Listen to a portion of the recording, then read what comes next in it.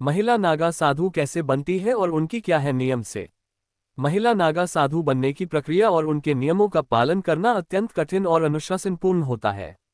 ये प्रक्रिया साधारण जीवन से पूरी तरह अलग होती है और इसमें गहन आध्यात्मिकता और त्याग की आवश्यकता होती है। महिला नागा साधु बनने के लिए निम्नलिखित चरणों और नियमों का पालन करना होता है। महिला नागा साधु बनने की प्रक्रिया। 1. गुरु की शरण में जाना। नागा साधु बनने के लिए पहले एक योग्य गुरु की शरण में जाना अनिवार्य है। ये गुरु किसी अखाड़े से जुड़े होते हैं जो एक धार्मिक संगठन है। 2. दीक्षा प्रक्रिया। गुरु की अनुमति मिलने पर साध्वी बनने की दीक्षा दी जाती है।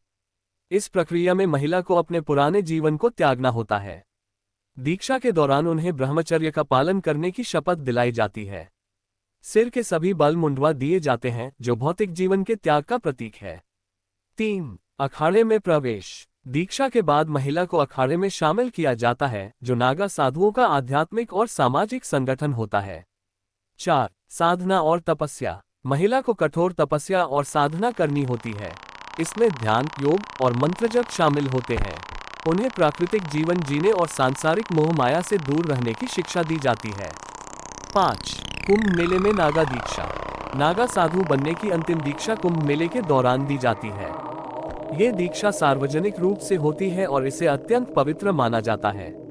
महिला नागा साधुओं के नियम। 1. ब्रह्मचर्य का पालन। नागा साधु जीवन का मुख्य नियम ब्रह्मचर्य का पालन करना है। 2. भौतिक सुख सुविधाओं का त्याग। महिला नागा साधु को भौतिक वस्त्रों, आभूषणों और अन्य सुख सुविधाओं का त्याग करना पड़ता है। 3. निर्वस्त्र या सादे वस्त्र धारण करना। नागा साधु निर्वस्त्र रहते हैं या केवल अत्यंत साधारण वस्त्र धारण करते हैं। महिला नागा साधुओं के लिए यह नियम कुछ मामलों में अलग हो सकता है। 4. सत्य, अहिंसा और संयम का पालन। उन्हें हमेशा सत्य बोलना, अहिंसा का पालन करना और अपने मन व इंद्रियों पर संयम रखना होता है। 5. मठ और अखाड़े के नियमों का पालन। नागा साधु जिस अखाड़े से जुड़े होते हैं उनके नियमों और परंपराओं का पालन करना अनिवार्य है। 6. आध्यात्मिक साधना। नियमित ध्यान, योग और तपस्या करना उनके जीवन का अभिन्न हिस्सा है। 7. मृत शरीर के प्रति वैराग्य। नागा साधु अपने मृत शरीर का भी कोई विशेष कर्मकांड नहीं करते।